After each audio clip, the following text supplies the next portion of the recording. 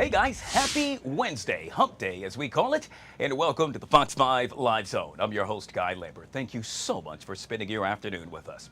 Hey, we got a power-packed show coming up for you today. The latest on the conclave as Cardinals look to elect a new pope. We've got the details. Back here in the States, all eyes remain on a New York courthouse as jury selection now underway for P. Diddy. We're going to get into the weeds of it all. And Poet Taylor, yes, media personality extraordinaire, joins us for a little celebrity dish. All that and more as we take a live look at Vatican City. Hey, you see that chimney right there? Well, voting is currently underway to elect a new pope.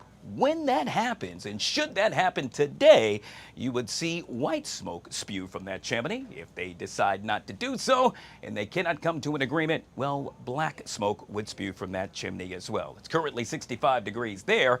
Here in the nation's capital, not bad. Partly sunny skies. We're going to top out at about 75. We'll get more on the conclave in just a minute. But first, back here at home, the Capitals fell to the Hurricanes last night in Game 1 of their Stanley Cup playoff series. The Caps lost in overtime, final score 2-1.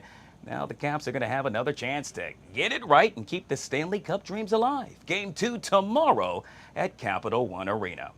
Well, a Spotsylvania County homeowner now charged in the deadly shooting of a high school senior. Sheriff's deputies say Tyler Butler shot 18-year-old Michael Bosworth Jr. along McKenzie Lane early Saturday morning.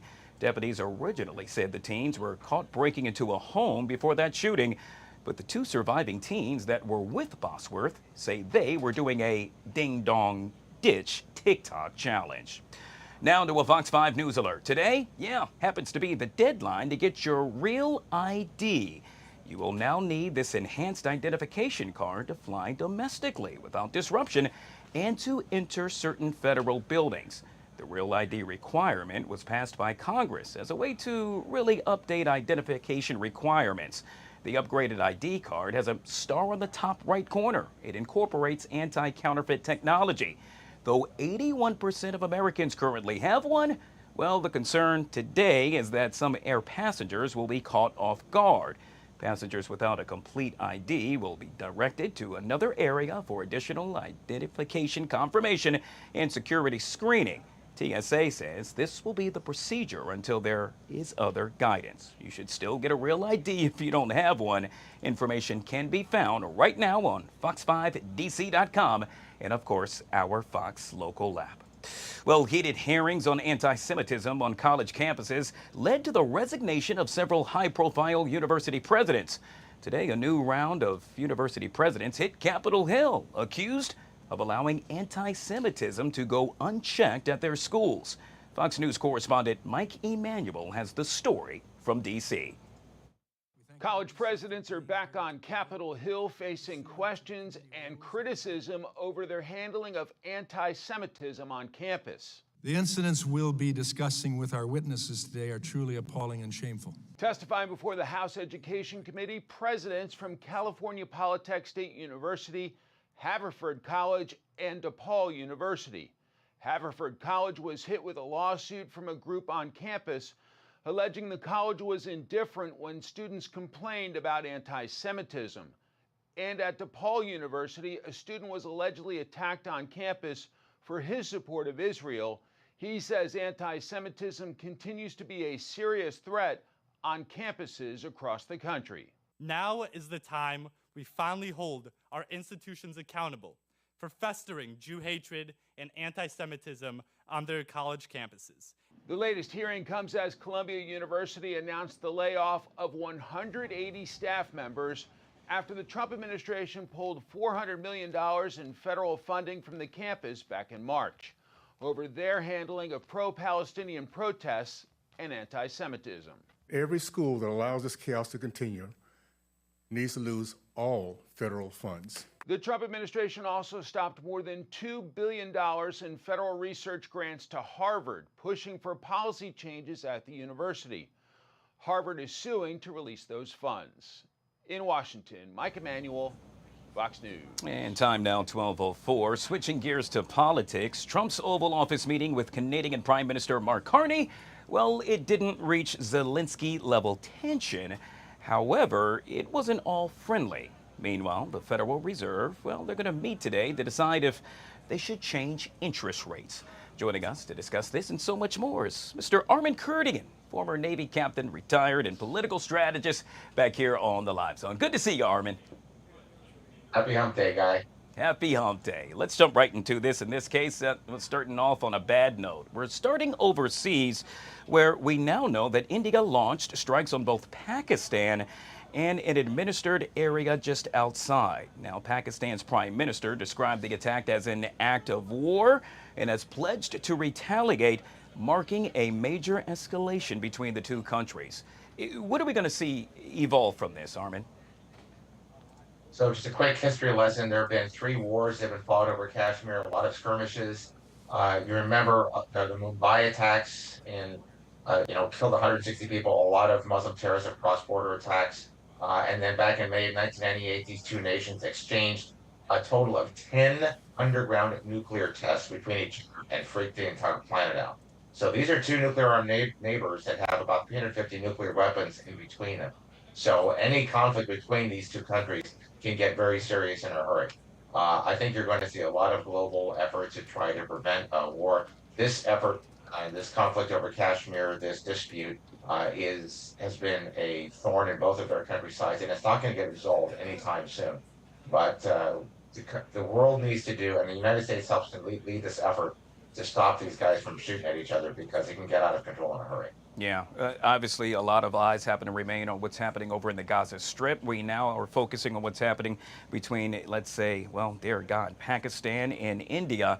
And can't even forget about Russia in Ukraine, as we like to say. With all that being said, it seems like there's a lot of turmoil throughout the world right now, Armen. There always is. If you look at global conflicts, there's 2-3 dozen conflicts that are actually going on at any given time, at various levels. I wouldn't say that you see a war like Russia and Ukraine continuously happening on a regular basis, or something at the level of Israel and Gaza. So perhaps a little bit more than we've seen, but of course, that we had Operation Enduring Freedom in 2001 and Iraqi Freedom in 2003. So there have been a lot of conflicts that have occurred in the world, and they will continue to happen so long as we have national borders. The fact is that peace is a lot cheaper and more profitable and less stressful on humanity than war is. So it's the end of conflict is something we're going to continue to strive towards. But so long as there are bad actors in the world, conflict is going to continue, sadly. Yeah. Meanwhile, back here at home yesterday, Canadian Prime Minister Mark Carney got a chance to chit-chat with President Trump, during which we know that Mr. Carney told the president that, well, Mr. President, Canada is not for sale, to which Trump replied, never say never. What's going to come of this relationship? I think they're going to be fine. This is posturing. But Trump loves trolling people. It doesn't matter who they are. He just loves trolling folks. I'm sure the conversations they had behind closed doors was good. Trump is mostly talking to our political base. I'm sure it doesn't endear him to Canadian citizens. So, Carney probably has Trump to thank for his victory up in the north. But the United States and Canada have been partners for centuries. For a very, very long time, and that cooperation, that relationship is going to continue, and I think you'll see a strong trade and a continued strong military and other economic relationships continue. Let's move on to Trump's nomination for his DC's top prosecutor pick, really amid some controversy with Republican pushback. We know that Mr. Ed Martin, well, apparently the president wants him to have the job, but Martin's nomination process has been riddled yet again with controversies since the president formally nominated him back in March. Will this happen?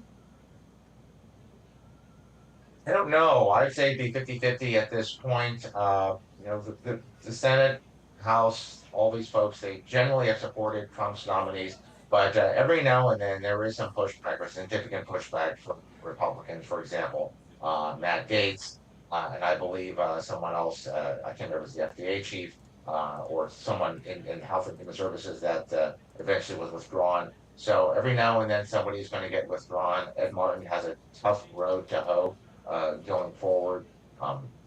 There's a lot of really good candidates for this job, and I think Trump could pick any number of them. And right now, this is probably not something that he needs to deal with. he needs to find somebody that's going to be right out of the gate very popular with Republicans and go with him or her. Yeah, Armen, I can tell you it is a very busy day. We are watching a lot, one of which happens to be Vatican City, where any minute now cardinals could elect a new pope. Meanwhile, back here in the States, well, we are awaiting the Federal Reserve to actually make a statement as well as to whether or not they plan to lower interest rates. Obviously, the president looking at that and wondering, will that happen? What say you, sir?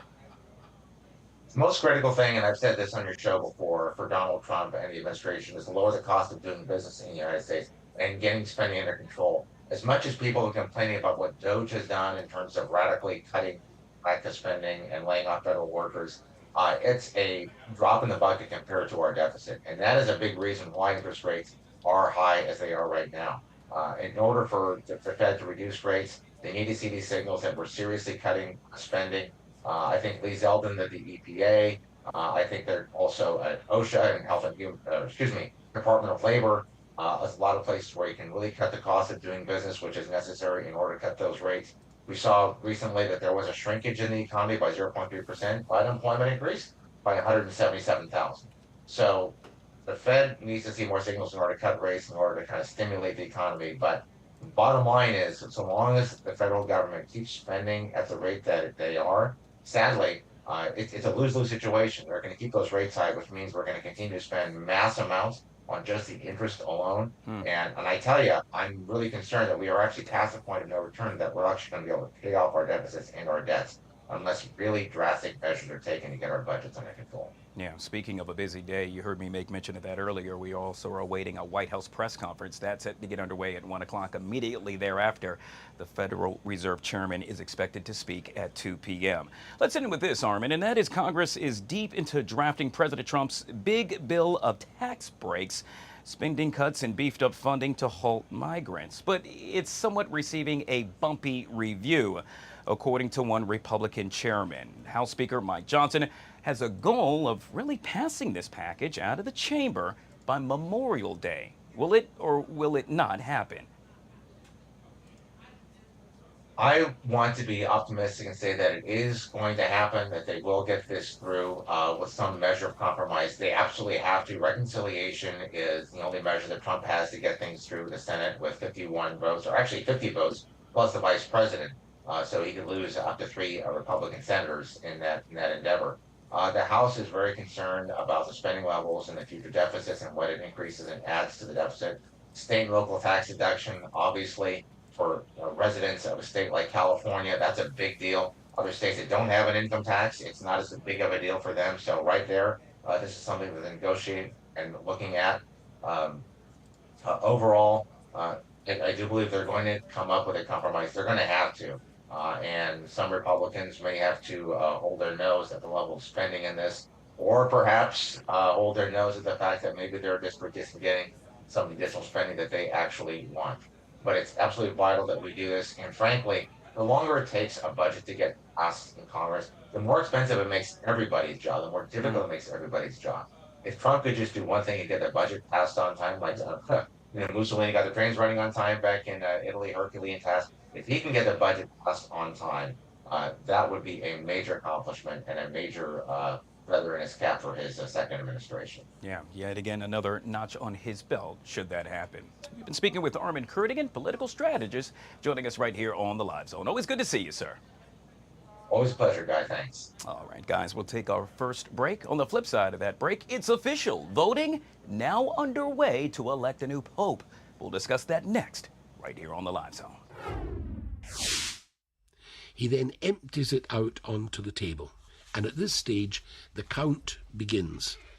He takes a ballot paper, opens it, reads it, passes it only read to the second scrutineer, who reads the name, who passes it to the third, who reads the name and calls the name out aloud for all to hear, and then takes a needle and thread, and through the word eligo, through the word I elect, he passes the needle and thread through that word, and in that way the ballot papers will not be dispersed. It proceeds like that through all the ballot papers. Let's say that when they count the ballot papers at the beginning, that there's a discrepancy between the number of electors and the number of ballot papers, then immediately that's considered null. They've just got to start all over again. But let's presume that the right number is there and the right number of ballot papers are there, and they go through all that, announcing the name and taking the count. At the end of an inconclusive ballot, they will proceed to the second ballot, keeping on a side table all the original ballots from the first round. They'll go through the second ballot, and the same procedure, look at it, read it, announce it aloud, and thread it on to the other papers.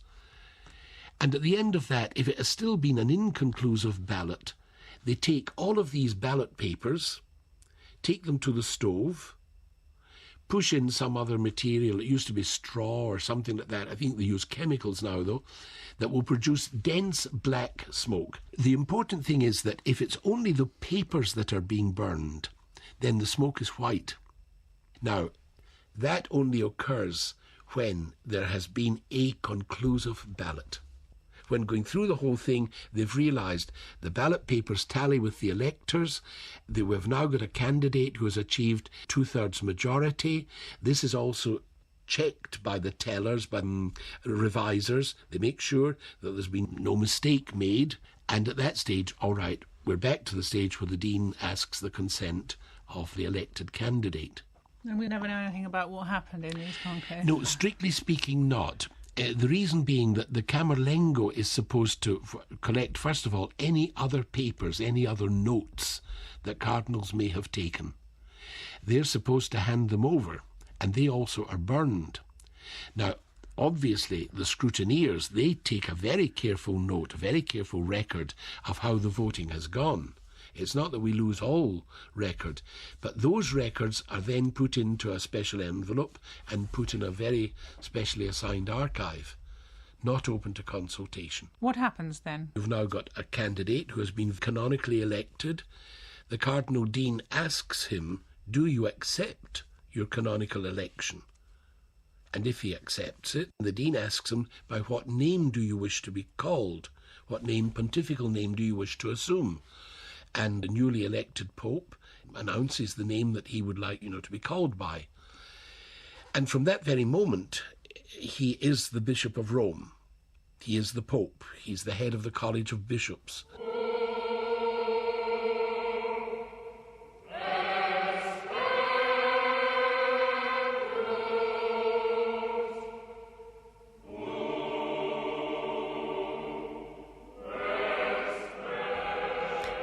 And we were listening there to a programme produced by Veronica Scaresbrick, who was interviewing Monsignor Charles Burns. He was the ecclesiastical advisor.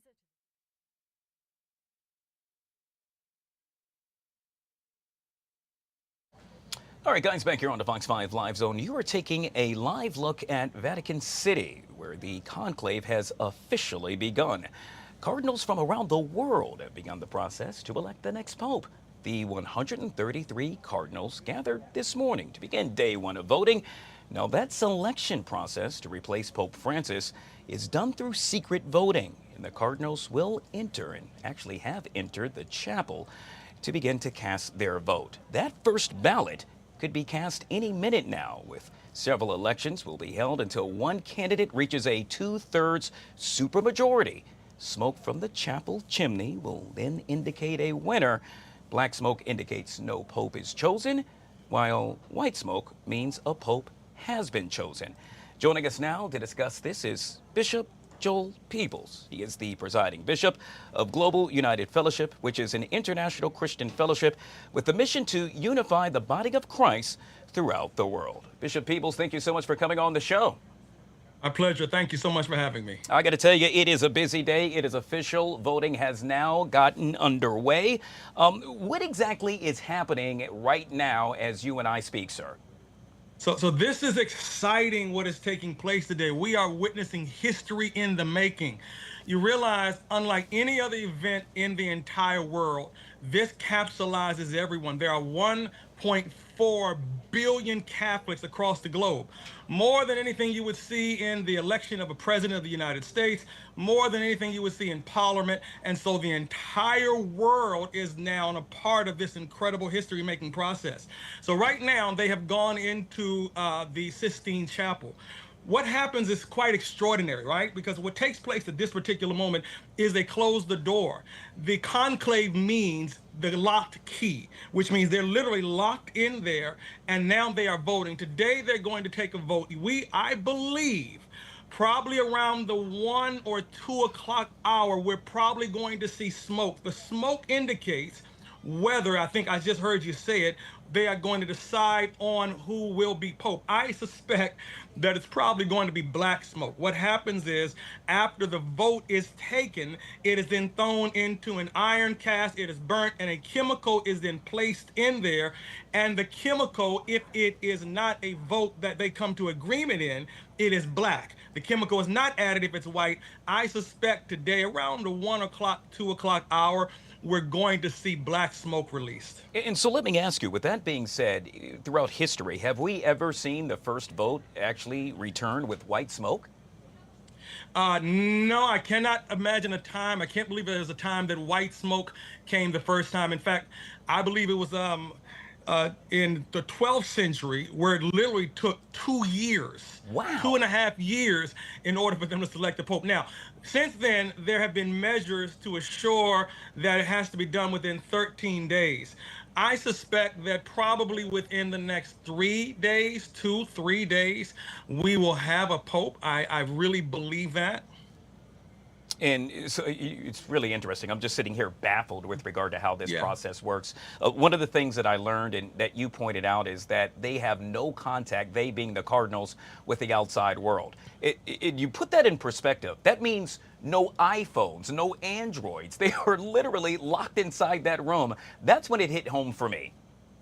So here's the thing. They're locked inside them, and they take a solemn oath. An oath of secrecy, not to speak of it. Actually, within the room, there's not even badinage conversation.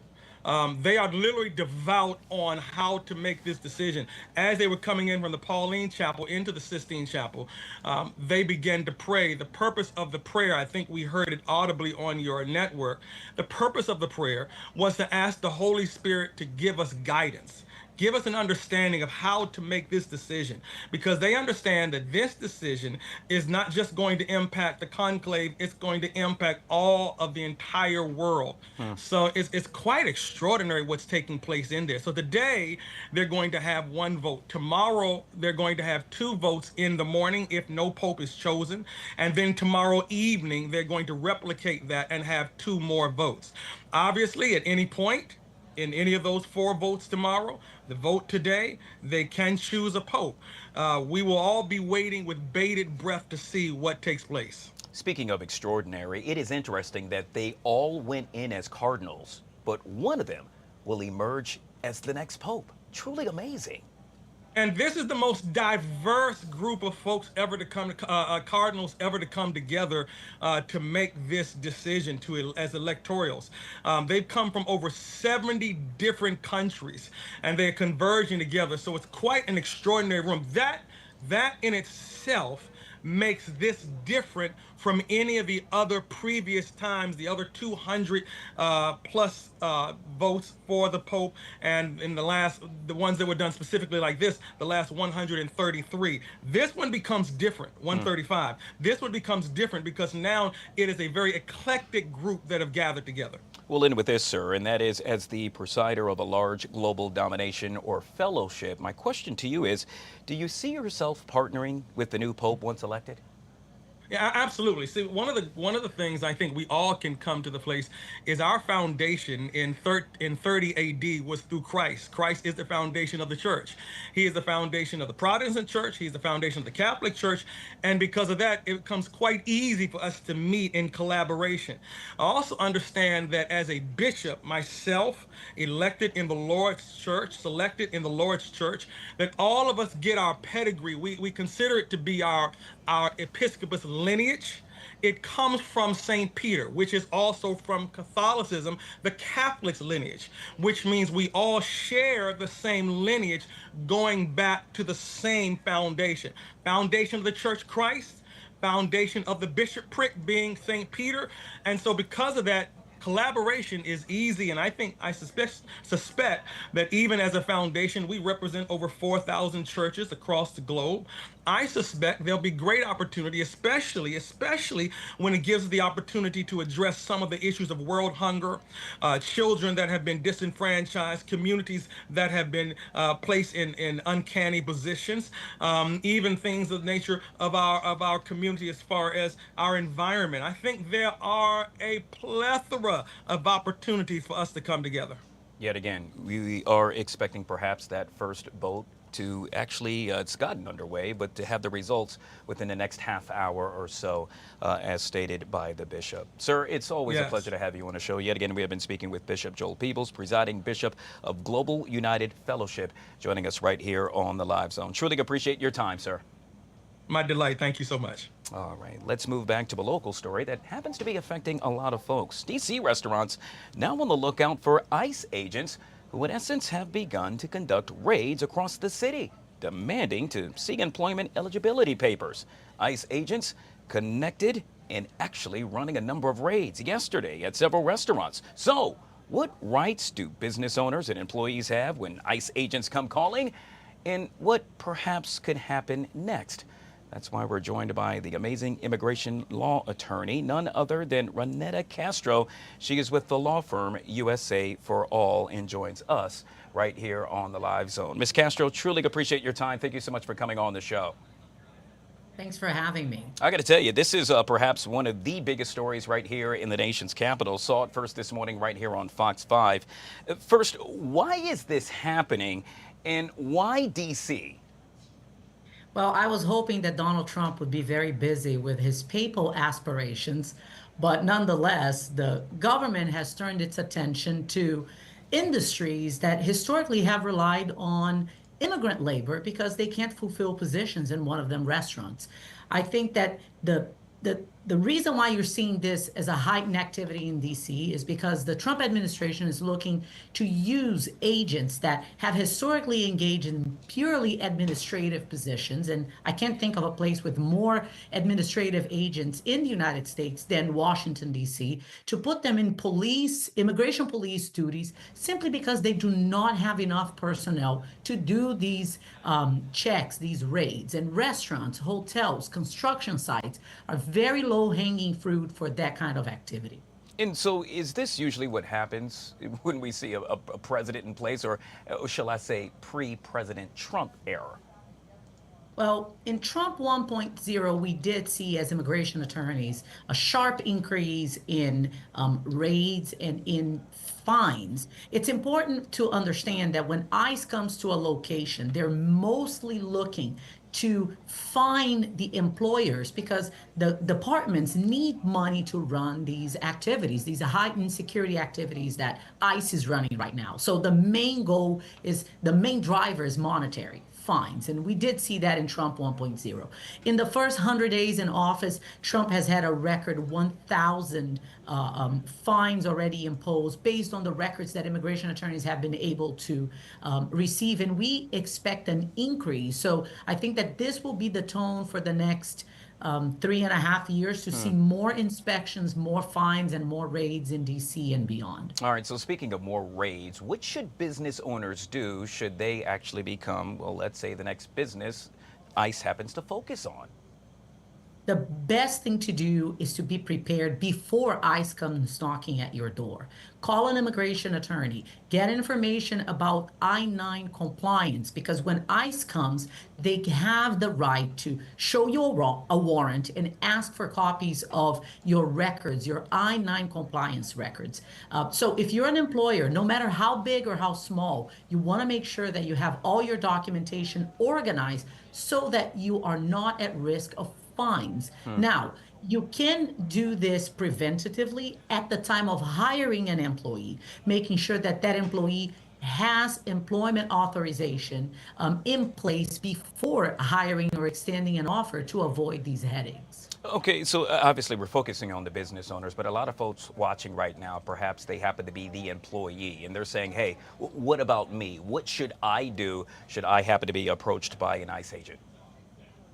If you are approached by an ICE agent, you have a right to ask for a warrant. However, there are certain areas, particularly in DC, where you have security concerns, where an ICE agent can actually approach you and ask for evidence of an ID, and then from then on, you would have an immigration check-in. So if you are in the United States and you are undocumented and you work in restaurants, in construction, you are certainly someone who has to be apprehensive. But the number one thing you can do to protect yourself is to speak to an immigration attorney. And the reason why I say that is historically, I would say that out of every 10 undocumented aliens in the United States, at least 6 have some kind of immigration relief that they don't know about. A lot of them are victims of human trafficking and are unaware that they could have an immigration benefit derived from the abuse that they have suffered from different employers. And that's just not common knowledge. So before you come into contact with ICE, it's important to be proactive and take preventative measures so that if that happens, you're not at risk of being deported. All right, we'll end with this, and that is, it's a pretty simple question. How much of this happens to be a publicity stunt? That's a great question. I think that when we confine these activities to an area like DC, where there's a lot of media, lots of restaurants, and it's really the heartbeat of our political soul in the United States, it's obviously going to get a lot of marketing capital, a lot of press capital. But I don't think that this is only a publicity stunt.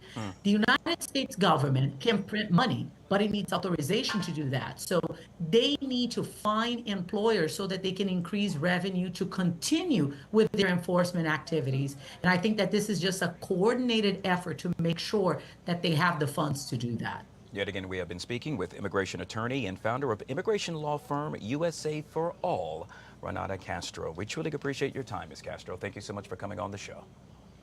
Thanks for having me. All right, guys. On the flip side of this break, the latest surrounding jury selection for P. Diddy. That coming up next, right here on the Live Zone.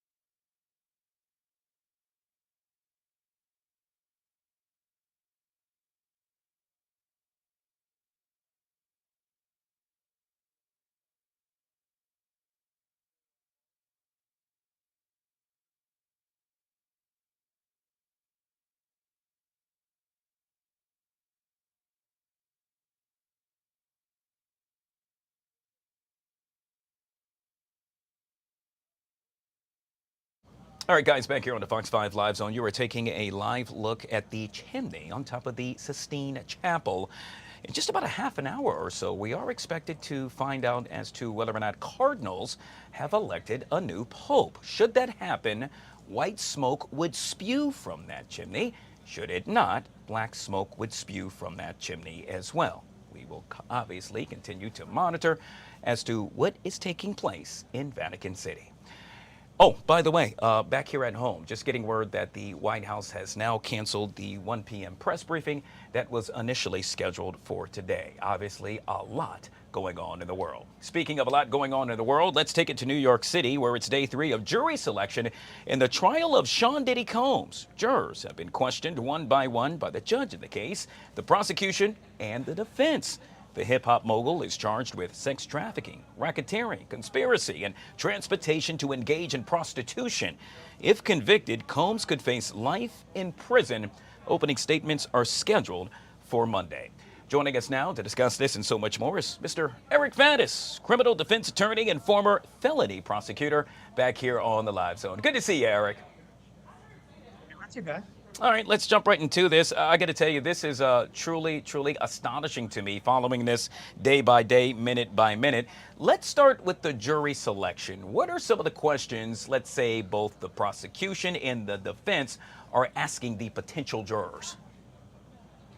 So both sides want to kind of introduce the jury to some of the more sensitive issues that they might have to grapple with in deliberation. So there's going to be questions about sex, about violence, about drugs, about celebrity. And these were actually included on a questionnaire to the jury. And then the attorneys will have a chance to sort of expound on those questions and the jurors' responses during the jury selection process. So sort of getting the jury primed for the difficult issues that they're going to have to wrestle with as they decide this case. Yeah, one of the reasons we wanted to have you on, Eric, is because this is nothing new to you. I have never been in this position. So as an attorney, what are you looking for a potential juror? For example, let's say you're on the defense side. What is it that you want that juror to get across immediately to you?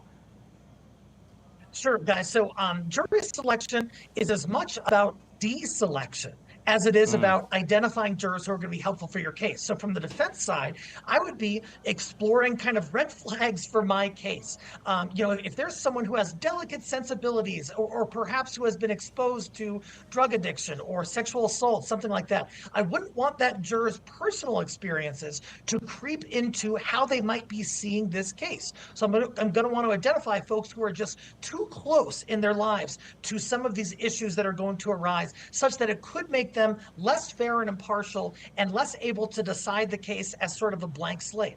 Wow. Excuse my ignorance yet again, Eric, but when this process is happening, both the prosecution and the defense happen to be in the same room, or does this happen separately?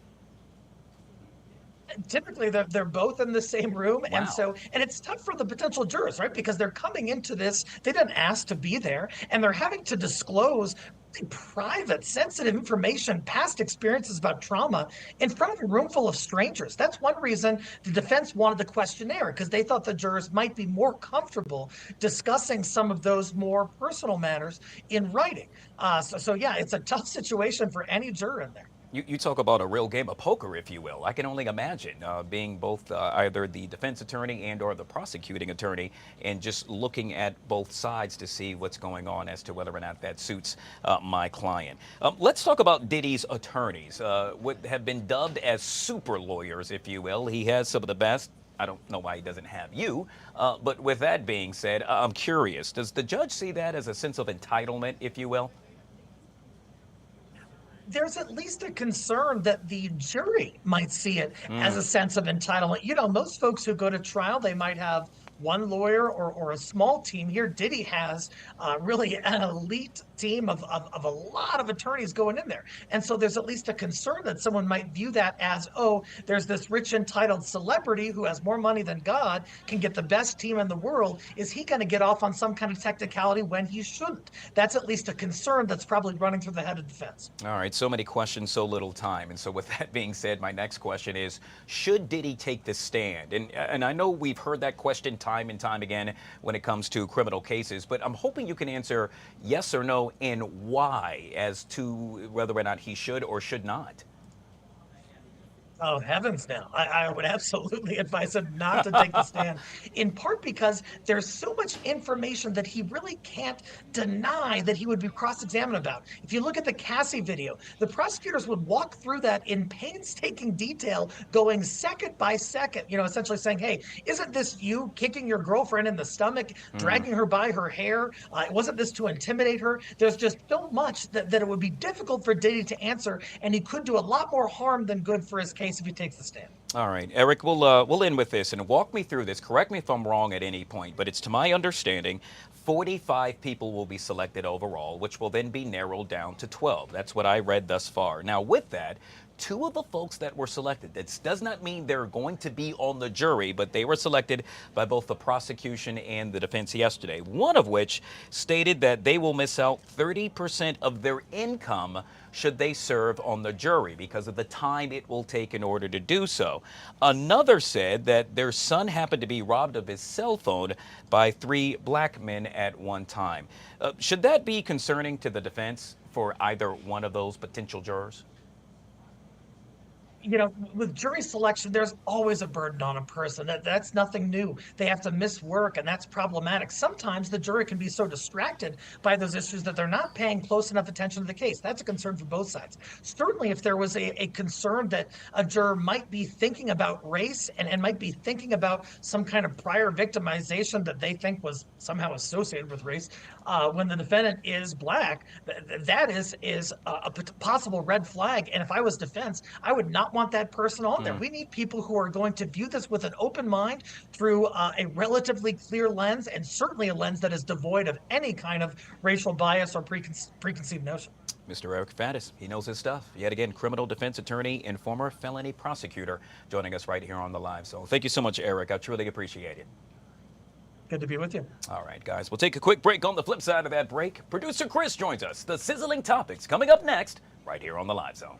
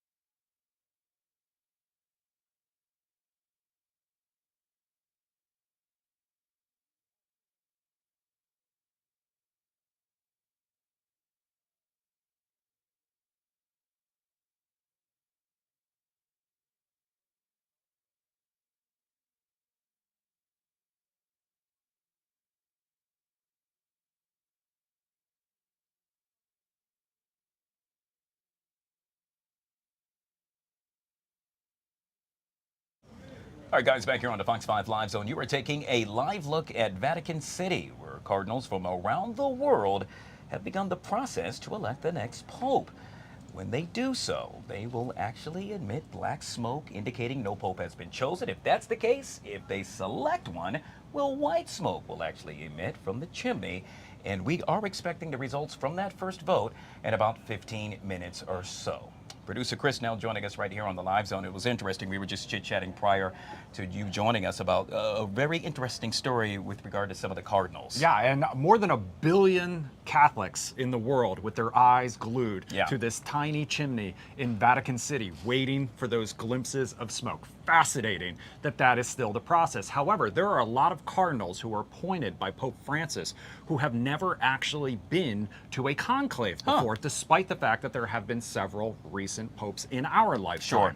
So, according to Politico in Europe, those cardinals who had never been, some of them, have actually watched the movie, the Oscar-nominated movie Conclave, to familiarize themselves with the process, which I don't know if that speaks to how well that movie was done, or just that blurring of the lines of Hollywood and politics and, in this case, religion.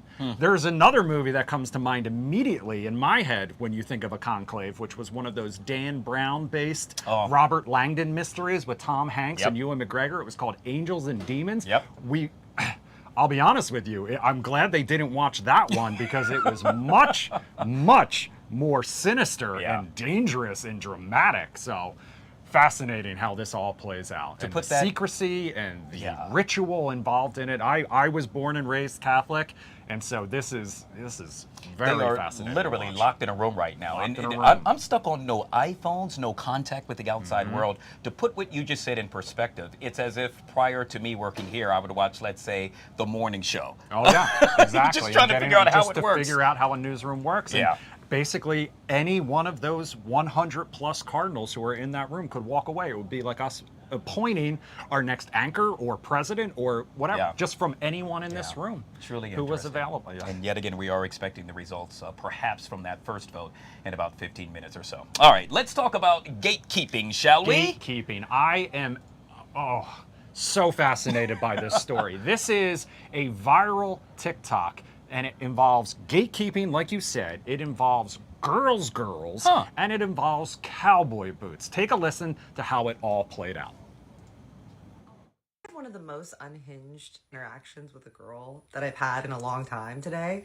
And it's just so weird to me because I think I forget that not every girl is a girl's girl, because I'm definitely a girl's girl. All my friends are girls. And so it's weird to me when I meet a girl that's not. So I was at the Silver Lake Flea Market today. For the past few months, I have been looking for very specifically vintage cowboy boots with a heel. I saw this girl today and she was wearing this killer outfit, super cute little crop with these like baggy jeans, and then she had her pants tucked into the coolest rhinestone cowboy boots. They were circa 2000s, they're perfection. So I went up to her and I was like, girl, your fit is fitting, you look amazing. I've been looking for boots just like that. Where did you get them? And what brand are they? She's like, yeah, I can't say where I got them. I was like, oh, you don't remember? And she's like, no, I know where I got them. No, like I know where I got them. Okay, so are your boots in the witness protection program? Like what's the deal? And she's like, yeah, it's just, I've told people before where I've gotten things because, like people always ask me because of my style. And I really just hate when I see other people in LA with the same things as me. Hates to see other people in LA wearing what she's wearing. Now, there are a lot of elements to this story that I'll get into in just a second.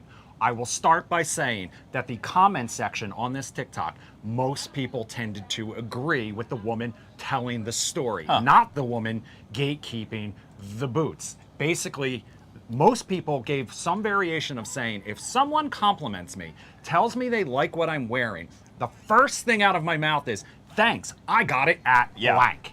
Okay? Second, the boots in question, which the woman eventually was able to track down, are from Urban Outfitters. Everybody knows Urban Outfitters. Everybody knows Urban Outfitters. These aren't some secret selected. Anyway, number 3. She said it right in that video, absolutely unhinged. We talked about this on Good Day at 10A today, and this idea of gatekeeping, this idea of exclusivity. Steve said this sounded very LA to him, but I will tell you right here, right now, that there was a discussion in this newsroom about the idea of gatekeeping fashion or food, restaurants, and there were a lot of people who actually agreed with this idea of not letting other people know where you may have gotten something because you want to be the one. You don't want anyone else to be wearing it at the same time. I will admit that there have been several times, this past Saturday included, where Guy Lambert has posted a suit or a hat that he has been wearing, and then he respectfully, to us who want to know, will tag the person on that post. Now, sharing is caring. Sharing is caring. How do you feel about this idea of withholding, whether it's fashion or food? I think folks that do that, perhaps they're a little bit insecure. Look, there's enough for everybody, and if it looks good on me and it looks good on you, hey, you rock it as well. But you might wear it differently than I There wear you it go. too. But I might like the fit, I might like the pattern, I might like the style, I might like the price too. There you go. And especially in this age of fast fashion, where so many people are buying similar things, we're all getting targeted by the same ads. And unfortunately, not all of us can have a bespoke or custom wardrobe, but everybody has a different sense of style and a different fashion sense. We're not asking to copy you completely. I like it. And so I say yet I'm again. fascinated by this story. I'm fascinated by this whole idea. And honestly, if I'm being 100% honest, it feels like you think you are so important that how dare anyone else even think that they could wear the same boots as you. Translation, whatever Chris is wearing, you can ask him and he'll tell you. That's right. And but you'd also need a time machine, because most things I'm wearing I bought when I was 25, which was going on 15 years ago. Unfortunate. All right, speaking of what we're wearing, yeah, exactly. That leads us right into our next story. And this one is for all the travelers out there, because you may be making a huge mistake every time you stay in a hotel and you don't even realize it. Take a listen. Can you pull those pajamas off and put on some decent clothes? Yeah, we're tired of seeing it. You know what I mean? And when I say decent, shorts, yoga pants, sweatpants, anything other than what you slept in the night before. Yeah, we don't want to see it. Guess what else? We know you pay for the room. You pay for the room, but the hotel breakfast is for everybody. Other people are down there. Yeah, and I know you guys don't care. I don't care what I look like, blah, blah, blah. I do care. I care what you look like downstairs at the hotel breakfast when you're around everybody. I do. I care a lot. So please, no more PJs. And also, when you're doing that, pull that bonnet off. I'm not going to touch the bonnet debate with a 10-foot pole, but I will talk about the pajamas, because I was curious whether there is a difference in whether you're just going to grab food that is available and taking it back to your room, or whether you're actually sitting down to eat. Yeah, good point. We discussed this on the Lion Lunch Hour today, and one of our guest hosts said that to him it may depend on how nice the hotel you're staying at I may can see be. that. We made it the topic of our Fox 5 Live Insta poll, and I will be honest with you, this got a lot more votes than I expected very quickly, and it got a ton of comments, and they were split with a lot of people saying, show some respect for yourself, dress up before you leave that hotel room. Other people saying, why on earth would you care what I'm wearing when I'm grabbing breakfast, which is something I eat before my day actually starts. If you're gonna judge me after I actually get ready. But you see the results right there. 80% of people do not like the idea of wearing pajamas to a hotel breakfast. Now, I can't imagine Guy Lambert ever leaving his room looking anything less than $1 million. I'm going to put on my clothes that I'm going to wear to the day prior to going downstairs. Yeah, I sleep naked, so there's no chance I'm going to walk down into a hotel lobby with what I wore to bed. Oh, gosh. I'm TMI right there. Yeah, that's a You're vision welcome. I just did not No, want. no, you didn't. But you're welcome. No, I mean, listen, my pajamas are going to probably be a pair of mesh shorts and a t-shirt anyway, so you're not necessarily going to know the difference. But I understand if people are wearing like full pajama sets, and you're coming and sitting down in a hotel lobby. If other people are then walking in to check in for that day, or if it's the type of hotel where guests might come through to head to the rooftop or sit down at a restaurant that's inside of it, maybe it might be incumbent on the hotel to kind of have a dress code for people in that case. Yeah, I can definitely see that. Yet again, I'm still trying to get that vision out of my... Okay, producer Chris joining us with... Do I have to say all things sizzling? I'm not sorry. Appreciate you, sir. We'll take a quick break and be right back.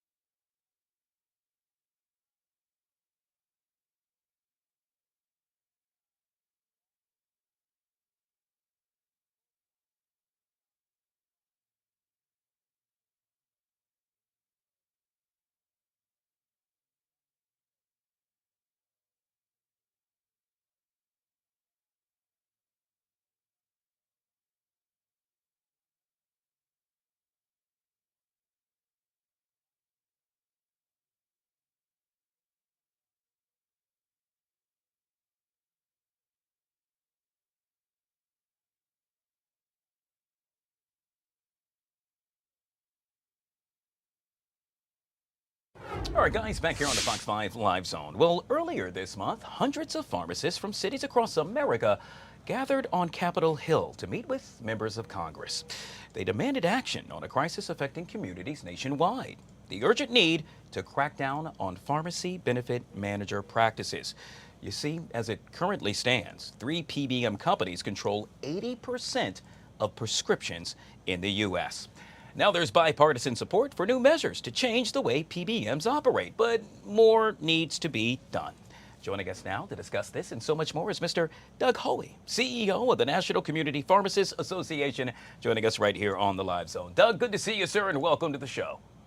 Yeah, thanks for having me. Great to be here. Let's jump right into this. This hits home because, well, I'm thinking about patients being blocked from getting doctor-recommended medications because, yet again, PBMs are really controlling what's covered and where they can access.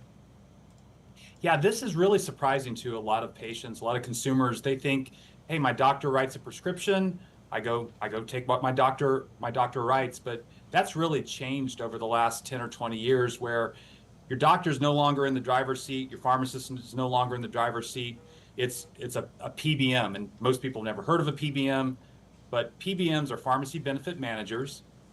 They, as you said, they control 80% of the prescription drug flow throughout the country, and they're owned by the big insurance companies.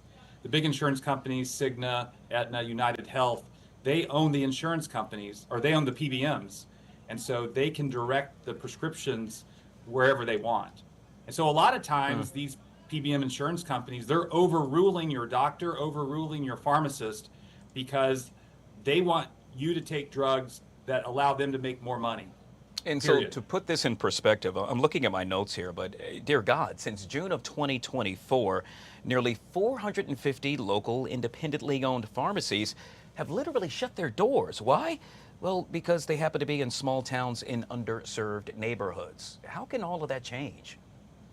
Well, we need to really get these PBMs under control. So these pharmacies have closed, like you said, over 400 independently owned pharmacies. And there was news just this week that Rite Aid is bankrupt and closing all of its stores. So it's not only the small pharmacies, our members we represent, but it's also the big guys too. And really what's at the root of these closures is that pharmacies are getting paid by the big insurance companies less than what it costs them to actually buy the drug. So many times when that pharmacist is filling a prescription for a patient, they're losing money on that prescription. In fact, about 75% of the time, which is an unbelievable stat, 75% of the time, when you take into account the overhead of the pharmacist, all the rules they have to comply with, all the regulations, they're losing money on those prescriptions. And that's causing these closures. And what we're seeing is pharmacy deserts where patients, and Washington, D.C., obviously not in a pharmacy desert. Sure. Although there may be parts of town where it's hard to find a pharmacy. And then throughout the country, there are lots of areas where people just have a hard time getting their medicine because there's not a pharmacy. All right, so as you heard me make mention, you all were here recently in Washington, D.C. to lobby on Capitol Hill. I'm curious, the response from lawmakers. Overall, it's a good news, bad news response from lawmakers. So our organization has been talking about the problems with PBMs for over a decade, a couple of decades. And there was a time when we'd go into congressional offices and, the members of Congress, their staff, they couldn't spell PBM. Now that is a completely different story. They understand the problem with PBMs. They understand that PBMs are causing their constituents, voters, to pay more for prescription drugs. They're overruling doctors, and they're making it hard for patients to get their medication. That's the good news. The bad news is they haven't done anything about it. They've introduced legislation. That legislation has gone through all the committees, it's gone through the legislative process. They've gotten to the 1-inch line, but they haven't punched it into the end zone yet. And it's been sitting on the 1-inch line for like 9 months. Through the last Congress and now into this Congress. So that's the bad news is Congress has the power, but so far they're sitting on their hands. Well, Doug, I can tell you some of the good news, and that is you and I both happen to care about seniors, but we also know that older adults on Medicare, well, they're now struggling to fill prescriptions. Local business owners really, yet again, trying to keep their doors open. This is something that is now reoccurring. That's exactly right. Seniors are the people who are most affected because they take the most prescription medicine. Just law of averages, as we get older, we're going to wind up taking more prescription medicine. And the Medicare program, Medicare Part D, that's part of the program that we are asking to be reformed. So in a pretty simple reform, what we're asking Congress to do is to make these contracts that these big insurance PBMs create with the pharmacies, to make them reasonable. And it's a shame that we have to ask Congress to make contracts reasonable, but these big insurance companies, because they are basically mini monopolies, they're able to dictate terms, and the contracts have gotten so one-sided. And one important thing to mention is that these big insurance PBM companies, they also own their own pharmacies.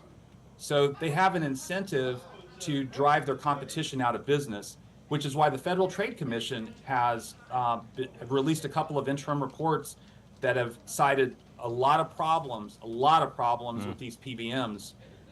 And so the FTC is definitely looking into the matter, but it's really Congress who has the power to take action. And actually the president, we'd love for the president he's issued some executive orders that begin to address PBMs, but they don't go far enough. So, the president or Congress, we'd love for someone to step in and help out seniors and lower prescription drug prices. Doug, folks want to find out more information. How would one go about to do so? A great website is the PBM Accountability Project. PBM Accountability Project. You can go to pbmaccountability.org to go to look at the resources on that website. And actually, whether it's that website or just doing a quick search, major media outlets, including Fox, have looked at PBMs and investigated them. And many have found that they are causing prices to go up for consumers, prescription drug prices to go up. So quick Google search, pbmaccountability.org, both great resources. Very good. Yet again, Mr. Doug Hoey, CEO of the National Community Pharmacists Association, joining us right here on the Live Zone. I appreciate your time, sir. Thank you so much for having me. All right, guys, we'll take a quick break. On the flip side of that break, Poet Taylor joins us for a little celebrity dish. She's next, right here on the Live Zone.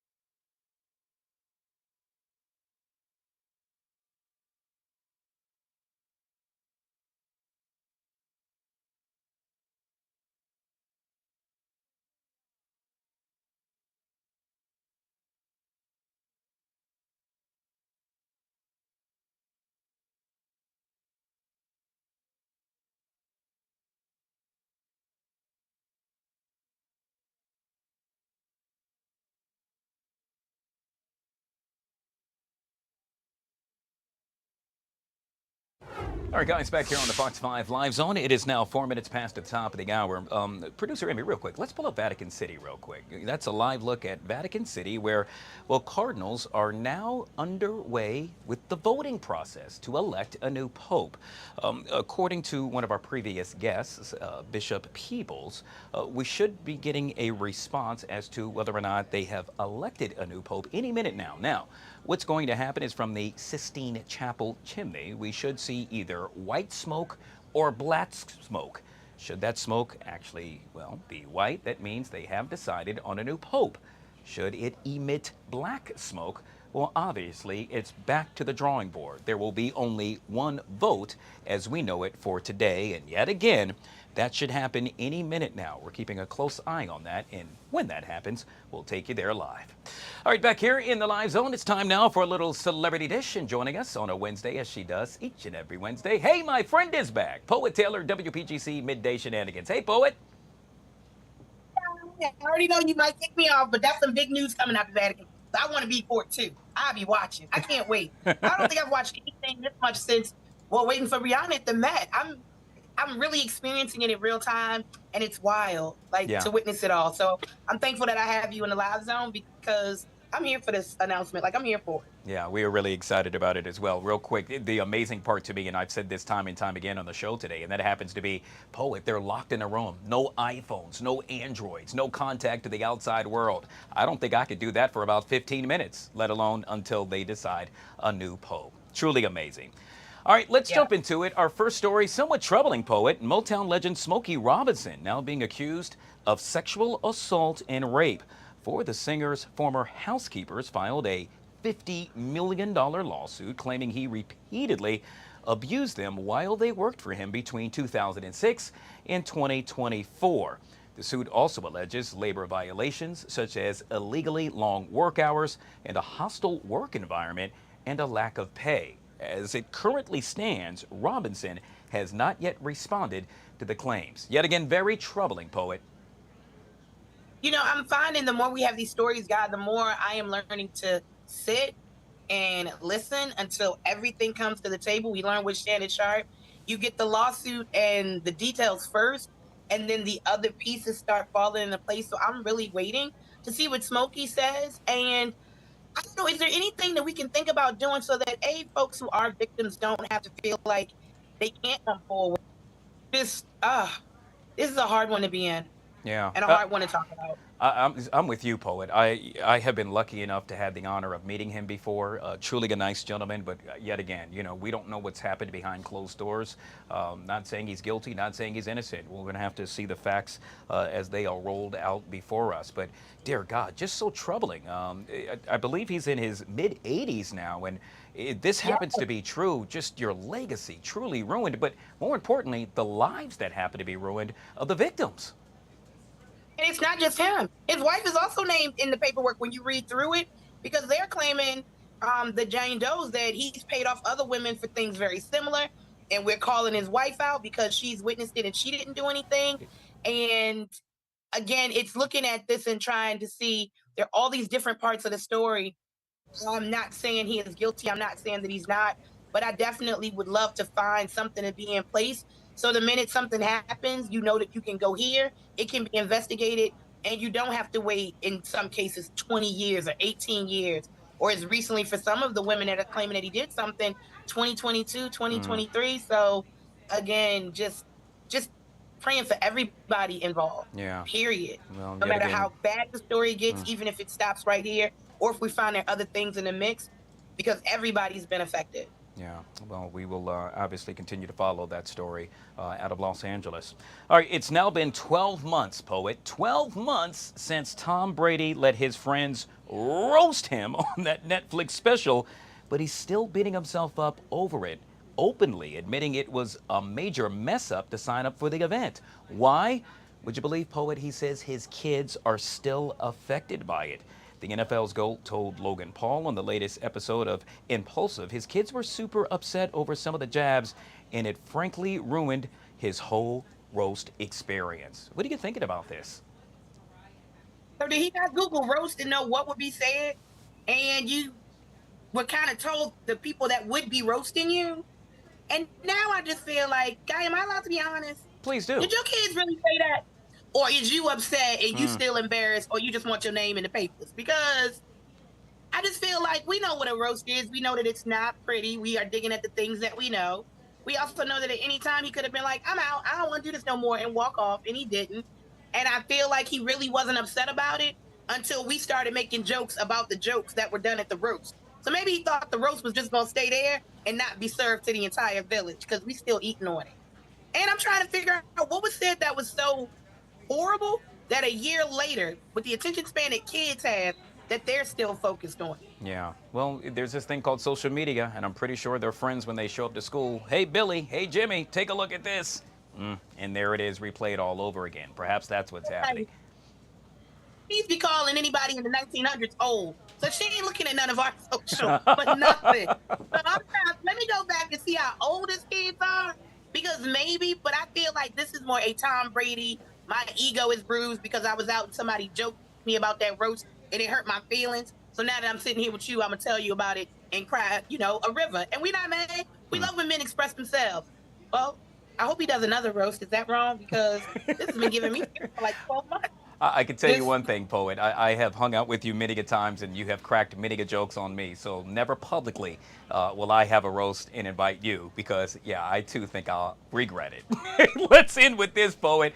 You have a number of events coming up, giving back in a major way, as you always do. Do tell. So 2 things. Saturday is a big day for us in the village. It's May 10th, day before Mother's Day.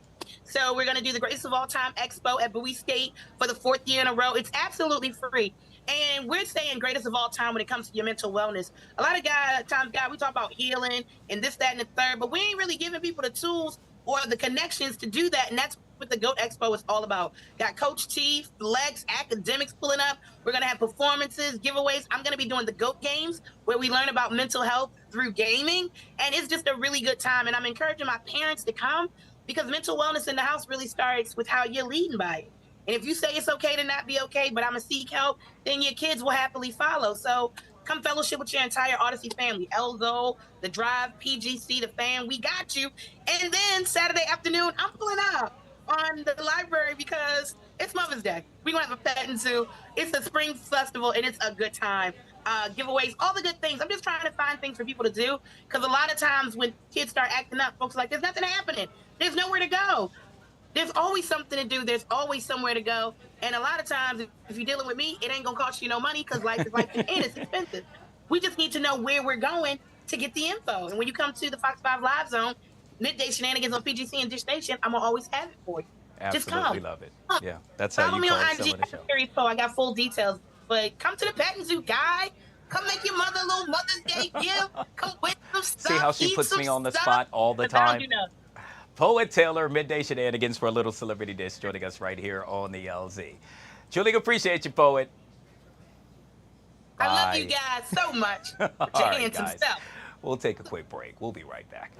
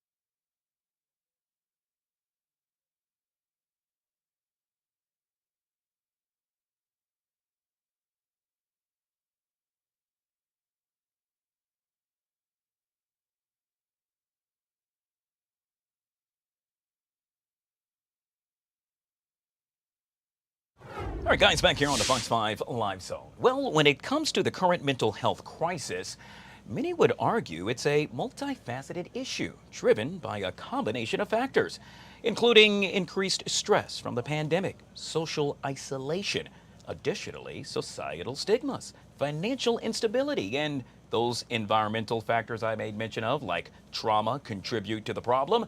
Hence, we hope to bring more awareness. Joining us to discuss just that is Dr. Renee Exelbert. She is a certified psychologist, board-certified fitness and women's health expert, and yet again joins us right here on the Live Zone. Dr. Exelbert, thank you so much for coming on the show. Hi, Guy. Nice to be here. Did I pronounce your last name correctly? Exelbert. Very good. So I got to tell you, this is something that I hope to bring a lot of awareness to. We do that time and time again on this show. So many times, I think you and I can both agree, when it comes to mental health and or the awareness surrounding it, it is swept right under the rug. You, ma'am, hope to bring more change.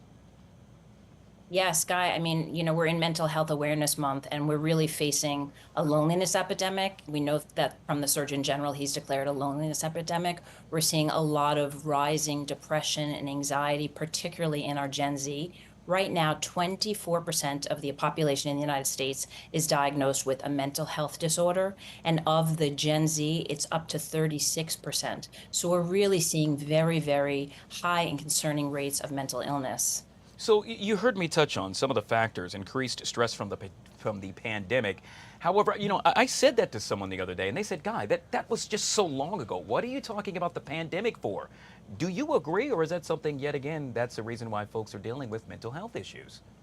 You know, what's so frightening is if you actually start to look at some of the research beginning when the social media was invented around early 2000, 2007, you can actually see year by year a skyrocketing increase in depression. So social media is really, really responsible for so much of this rising depression. We see cyberbullying, we see self-comparison, people looking at these highlight reels. And so that's really impacted particularly Gen Z, those 18 to 25-year-olds. We're also seeing a real increase in the processed foods in this country. Those ultra-processed foods are creating a lot of inflammation in the body, and people aren't aware that inflammation in the body very much leads to mental illness. We also have a high degree of neurotoxins in the environment. And as you mentioned, we're coming off the pandemic, that increased loneliness and social isolation. So as people are incredibly connected through social media, they're not having meaningful connections. Wow, I did not know that toxins actually contribute to that as well. That's truly troubling. And inflammation, as you made mention of. What about the lack of access to affordable and quality health care? Yet again, time and time again, so many Americans are facing that issue. Yeah, you know, there are certain areas in our country that are marked, I guess they're called shortage areas, where some areas have one psychologist or mental health provider for every 300 people, and that's considered quite good. There are other parts of the country, more rural areas sometimes, where it's one provider for every 300,000 people. So in addition to there being a shortage of mental health professionals, we're having a high degree of burnout with mental health professionals. We have a lack of access of care. Many people can't afford care. You know, unfortunately, the mental health services don't get as much financial coverage from insurance companies as medical services do. And so we're definitely seeing a lack of access to care. And so let's talk about the stigmas. And I think you touched on this, but there are so many stigmas surrounding this. And I know we can't touch on them all, but I'm hoping you can help us with reducing at least one or two of them. Yeah, you know, when we think about mental health, it's something that we can't see. And so people often feel like because they can't see it, it's not real, or they're told through cultural beliefs or societal beliefs or historical beliefs that they should suck it up. And so when we also think about the beginning of mental health services, way back, mental health services were equated with people being possessed or witchcraft, right? People were put in hospitals and they were seen as sinister or bad. And so when we think about mental health stigma, we also want to look at the media, how media has typically portrayed mental health issues. It's gotten better, and we've seen some celebrities coming forth, like Selena Gomez and her My Mind and Me documentary, which was incredibly powerful. I think that something that happens is called parasocial relationships. Celebrities have an incredible ability to make people feel connected to, and they feel like this person is actually their friend. And so when the lay person sees a celebrity come forward and acknowledge that they too are struggling, that can be really powerful. And particularly for men, we have Jay-Z and Dwayne "The Rock" Johnson, who both came forward and talked about mental health issues. That does a tremendous amount for men in particular. But yeah, I think also people are really afraid of being discriminated against in the workforce. And so we really want to acknowledge that in our work culture. So many things that we need to work on in terms of overcoming stigma. Yeah, yet again, Dr. Renee Exelberg doing her job and doing what she can in order to bring more awareness surrounding the mental health crisis. We truly appreciate your time. Thank you so much for coming on the show. Thank you, Guy. Have a great day. You too. All right, guys, we'll take another quick break and we'll be right back.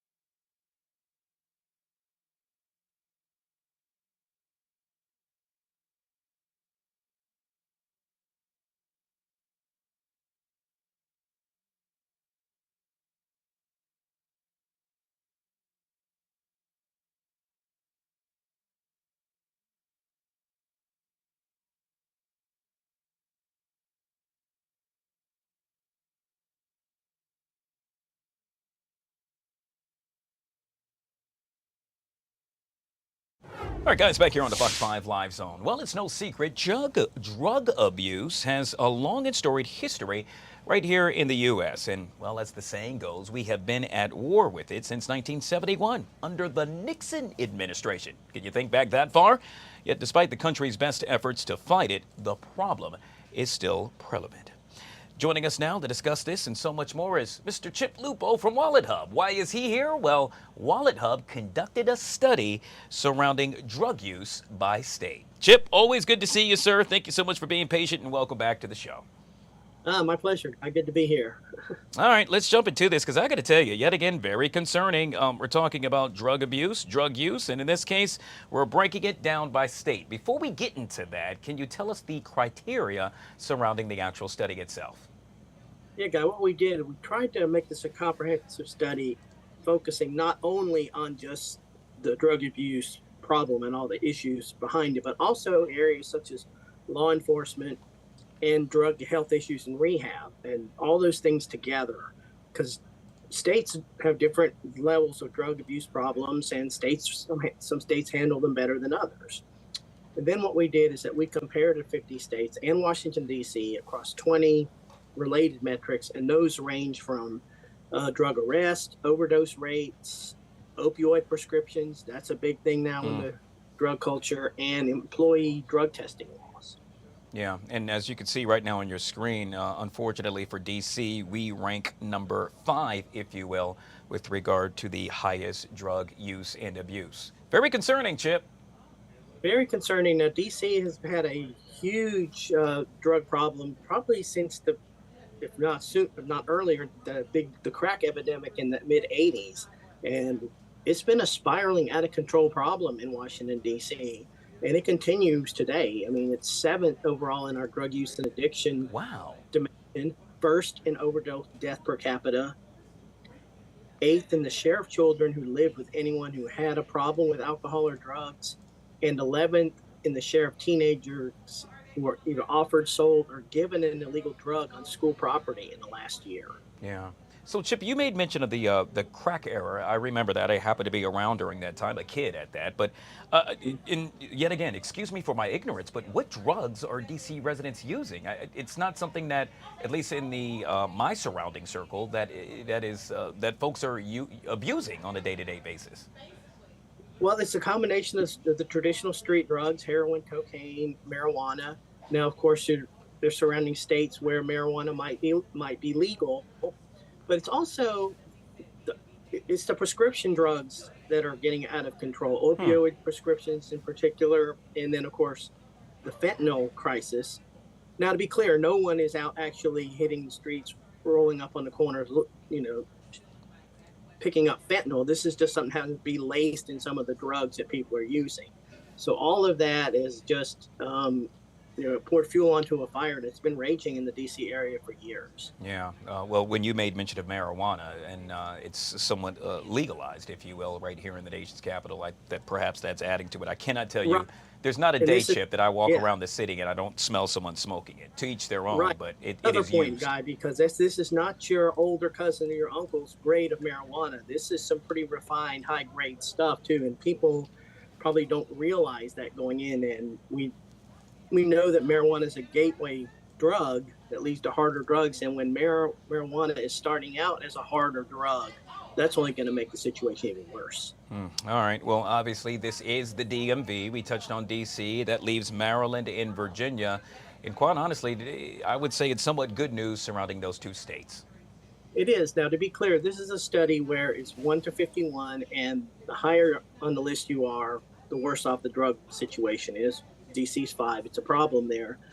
Chip, hold on one second. I want to make sure I heard that correctly. So the higher it is, meaning it's a bigger problem now in Virginia and Maryland? Did I have that wrong?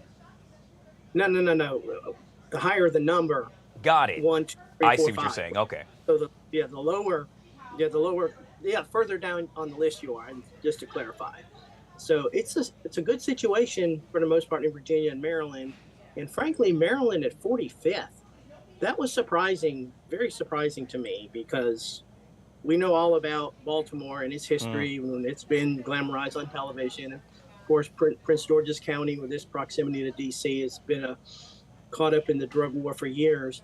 But what I noticed, though, is that Maryland seems to be doing a really good job in addressing, okay, we have a drug problem, but how do we address it? They rank very, very highly in the drug health issues and rehab. There's a high number of substance abuse treatment facilities per 100,000 people, a high share of Medicaid beneficiaries who are treated for substance use disorders, and Narcotics Anonymous and Alcoholics Anonymous meetings are highly accessible in Maryland. Wow. Same situation in Virginia. They have lower numbers as far as teenagers who tried marijuana, but again, they have a very low share of adults who could not get treated for illegal drug use, whether that's for access or affordability, and one of the highest rates of substance abuse and behavioral disorder counselors per capita. So if there's a problem in Virginia or Maryland, at least state and local officials are doing something to address it. Yeah, yet again, very interesting information. In fact, the DEA seized the equivalent of more than 380 million lethal doses of fentanyl last year alone. This is truly a problem, and apparently a problem we will continue to see throughout the next several years. And yes, unless this is addressed in a major way. It's just concerning. At a local level. Yeah, very much so. All right, Chip, got to run. Truly appreciate you yet again. Chip Lupo with all things surrounding Wallet Hub. The big news from this story, D.C. now ranks 5th in the nation with regard to drug use by its residents. We'll take a quick break and we'll be right back.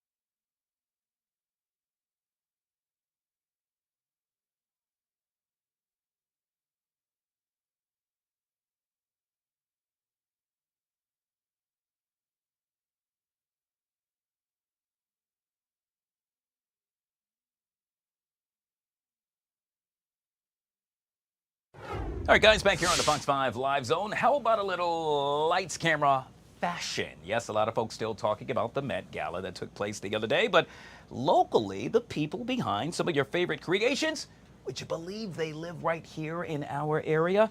Our very own Sylvia Impufe got a chance to sit down with fashion stylist Andre Julius. Let's take a look.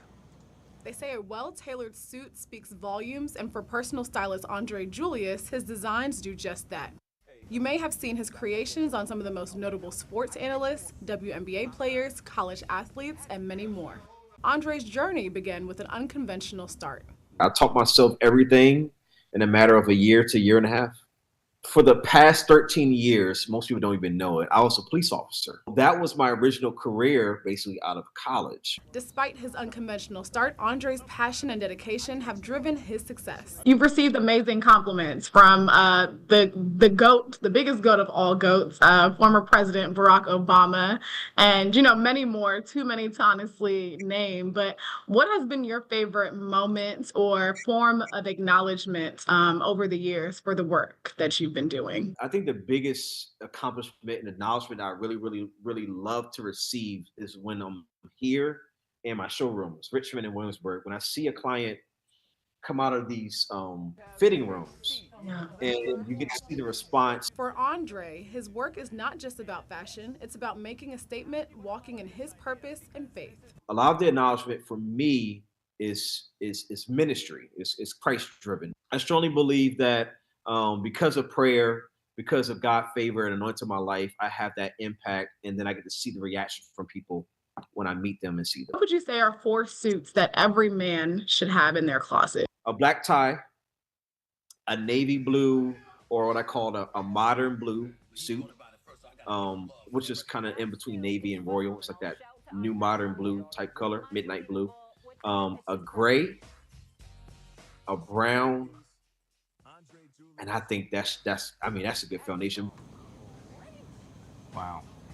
Yet again, it's truly amazing. Sylvia Impufe now joining us right here, live in the Live Zone. Yes, A great package, Sylvia. Thank you. That was Thank awesome. you so much. Wow. So your biggest takeaway, because honestly, this is the first time I got a chance to see you sit down with someone and get into the nitty gritty, if you will. Yeah. I think my biggest takeaway is there's always room for pivots. Like as Andre mentioned, he was a police officer for a long time and had a totally different career path.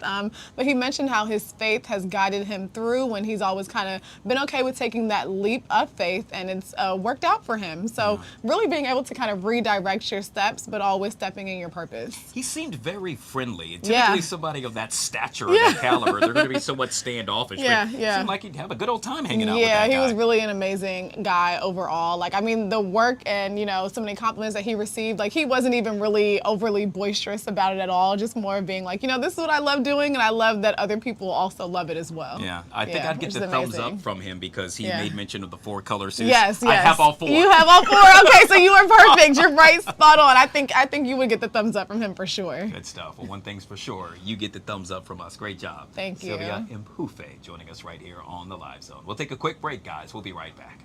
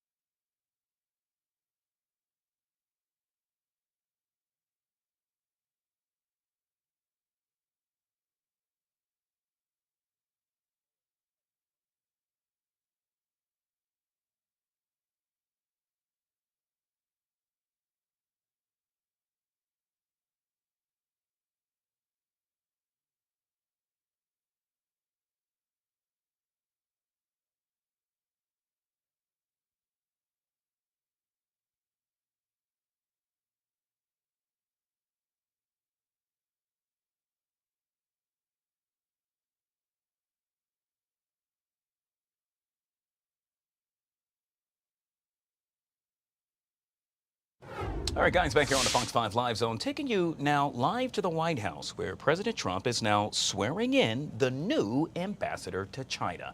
Let's go ahead and take a listen in. I've just signed a proclamation officially designating tomorrow, May 8th, as a Victory Day for World War II, commemorating the 80th anniversary of America's victory in the Second World War. All over the globe, our World War II allies are celebrating this week, but the United States has never joined in with the proper celebration of our own, and the victory was mostly accomplished because of us. Whether you like it or not, we came into that war and we won that war, and we had a lot of help from a lot of great people, a lot of great allies. But I think there would be nobody that would say that we were not the dominant force in that war, and we don't celebrate it. And I think that's a great disservice to the people that lost their lives and people that fought so hard in winning World War II, and also a separate Victory Day for World War I, and we're going to be doing that too. It was American tanks and ships and trucks and airplanes and service members that vanquished the enemy 80 years ago this week. Without America, the liberation would never have happened.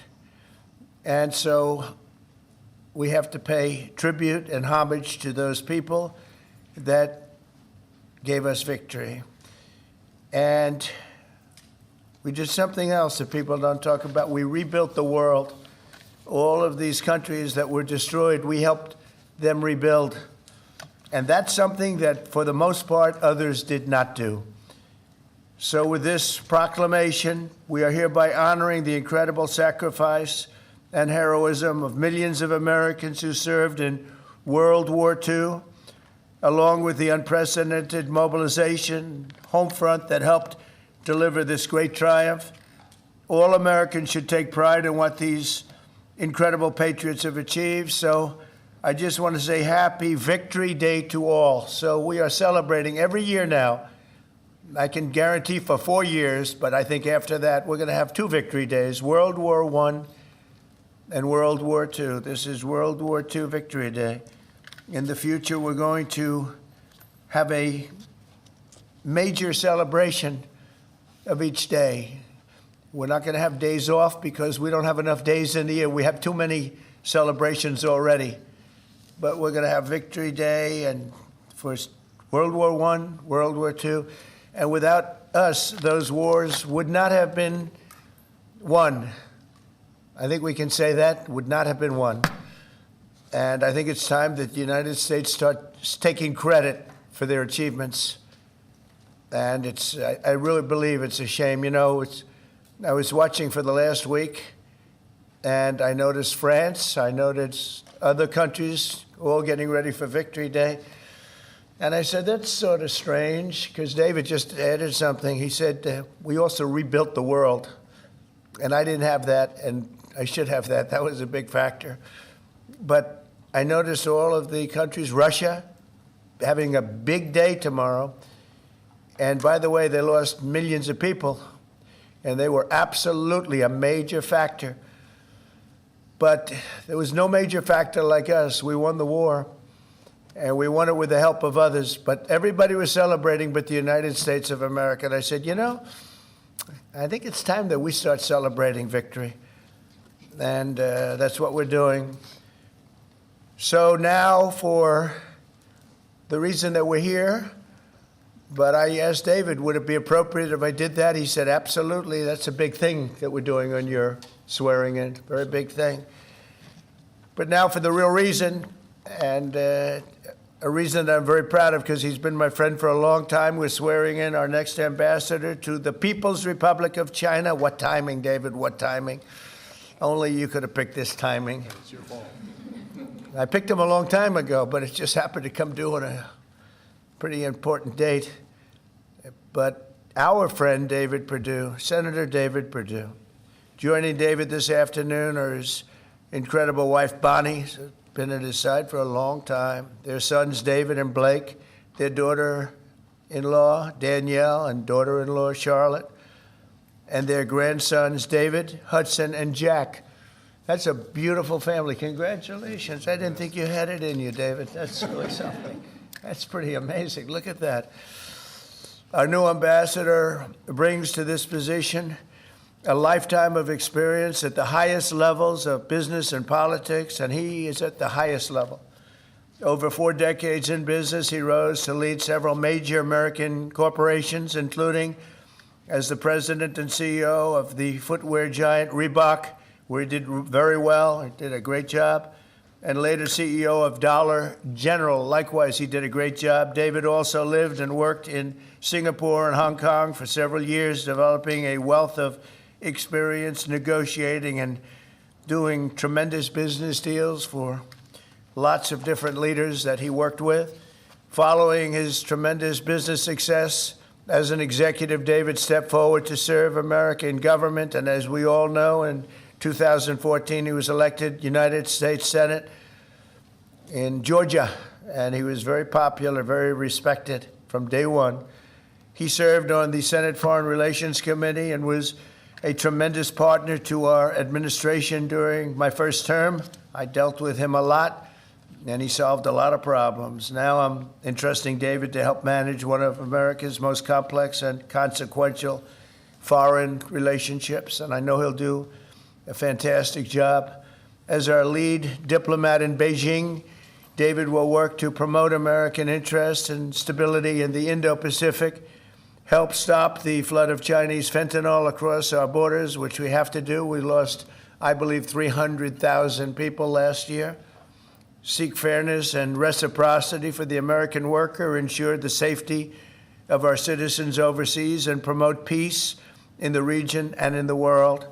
And I'm confident that he will do an exceptional job. He's an exceptional man, and make our country very proud and make our country very safe, too. So, David, I want to congratulate you. This is as big as it gets, and the timing is unbelievable, but it's time that we have somebody like this. This is a very, very extraordinary man, and you're going to do a fantastic job.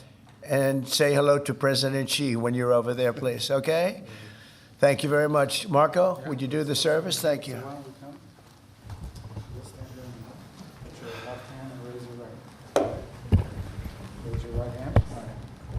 I, state your name. I, David Perdue, do solemnly swear do solemnly swear that I will support and defend that I will support and defend the Constitution of the United States the Constitution of the United States against all enemies, foreign and domestic, that I will bear true faith and allegiance to the same, that I take this obligation freely without any mental reservation or purpose of evasion, and that I will well and faithfully discharge the duties of the office on which I am about to enter. So help me God. Congratulations.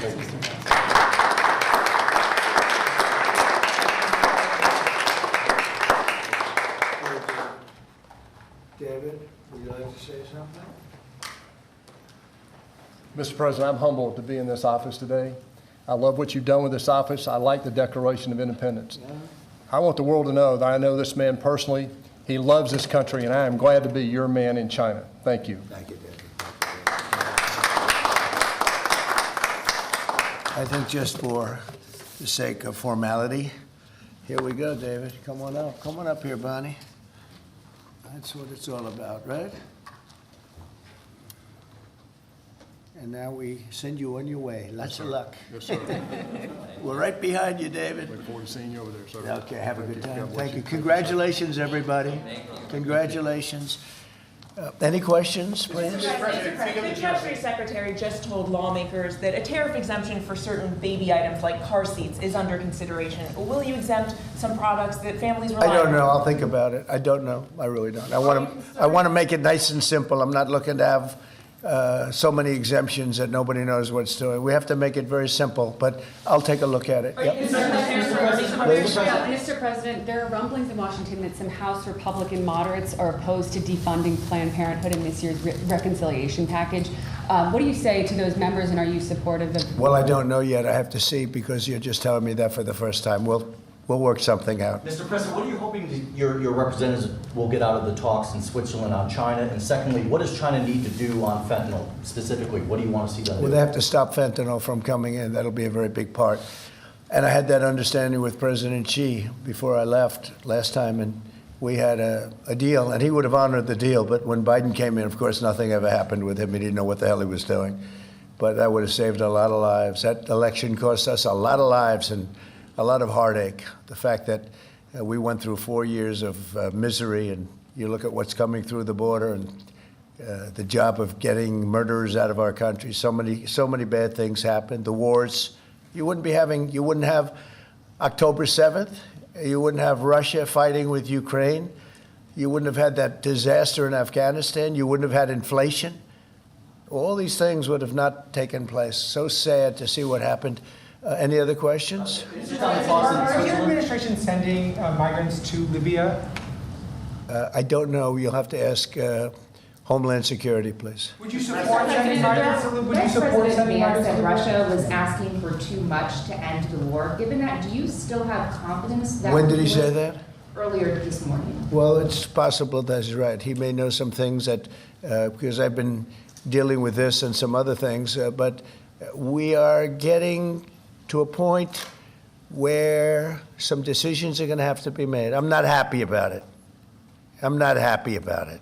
Okay. Just to follow up, sir, on the talks in Switzerland, what do you expect? What do you hope to come out of it? We'll see. I mean, look, it's we were losing $1 trillion a year. Now we're not losing anything. You know, that's the way I look at it. We were losing with China on trade $1 trillion a year, more actually, 1.1. But let's say $1 trillion. You know what we're losing now? Nothing. That's not bad. Are you planning a new ceasefire and hostage deal proposal for Israel and Hamas before you head over to the region next week? Where? In Gaza. In Gaza. Well, we're going to see what's happening. There's a lot of talk going on about Gaza right now. You know that, right? So you'll be knowing probably in the next 24 hours. Are you taking diplomatic actions between the war in India and Pakistan? What's your position? Oh, it's so terrible. My position is I get along with both. I know both very well, and I want to see them work it out. I want to see them stop. And hopefully they can stop now. They've gone tit for tat, so hopefully they can stop now. But I know both. We get along with both countries very well, good relationships with both, and I want to see it stop. And if I can do anything to help, I will be there. Mr. President, China says, By the way, unrelated, but I guess it's all related when you look at the world nowadays. Rwanda and the Congo, we've made a lot of progress in getting that disaster stopped. We've had a very talented person over there, and we've made a lot of progress with Rwanda and Congo fighting a very violent war, by the way. China says in order to have substantive negotiations, you have to bring down your 145% tariffs.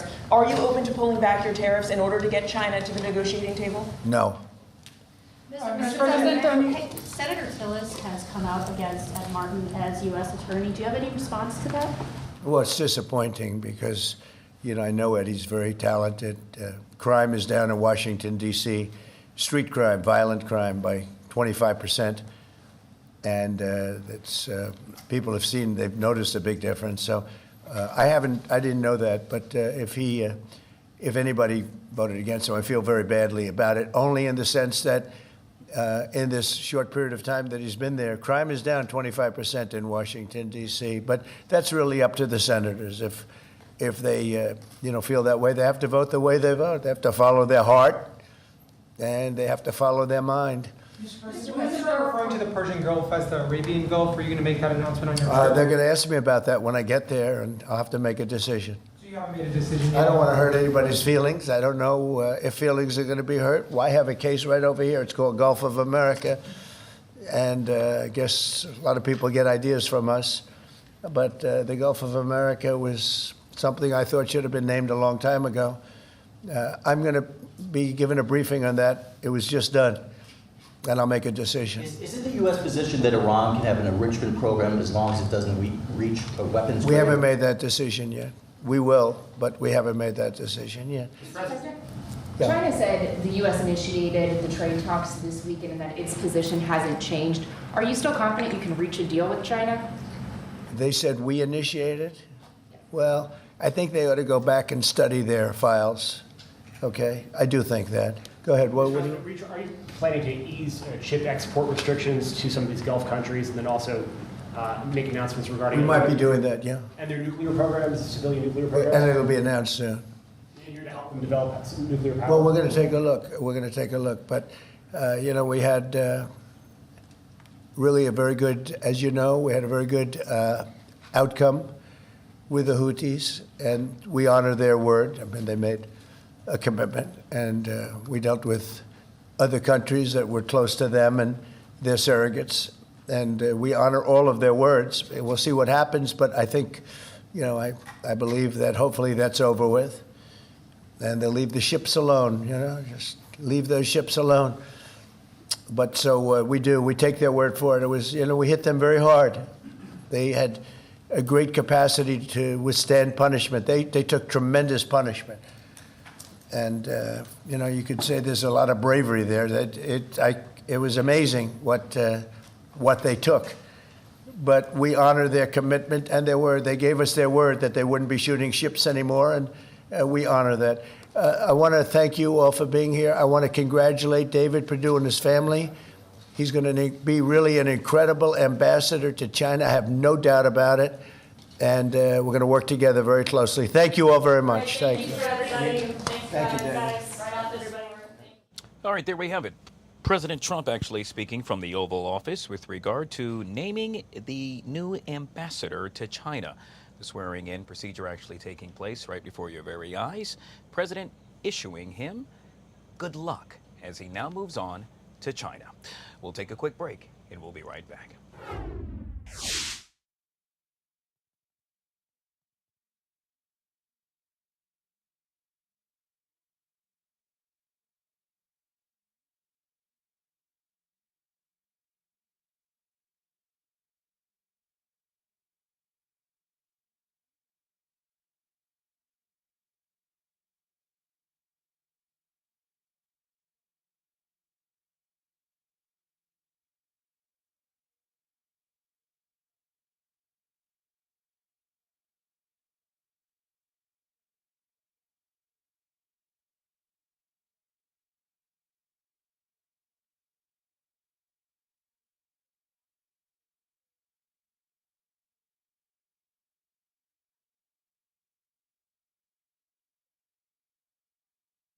To the voice of the people, and as Pope Francis very famously wrote in his encyclical Laudato Si, heed the cry of the earth, heed the cry of the poor.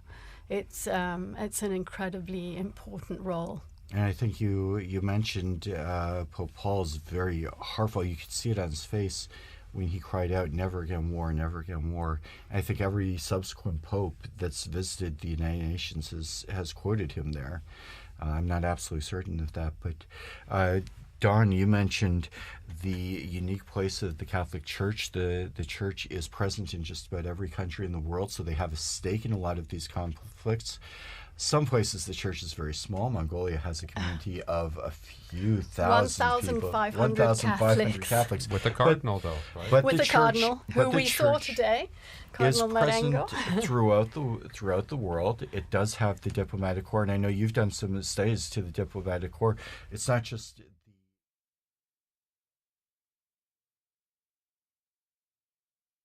All right, guys, back here on the Fox 5 Live Zone, you are taking a live look on the bottom box right there of Vatican City, where 133 cardinals are literally now gathering and, well, hope to begin the voting process to select the next pope. The cardinals have actually entered the Sistine Chapel and are looking to cast that first ballot any minute now. Black smoke indicates no pope has been chosen. White smoke indicates that a pope has been elected. It's to my understanding this process will only take place one time today. Should the cardinals not elect a pope today, they will yet again begin the process tomorrow morning with 2 votes getting underway then. Obviously, Fox 5 will have continuous coverage of, well, as the Cardinals look to elect another pope. If you haven't already done so, make sure you download the Fox Local app so you too can stay up to par.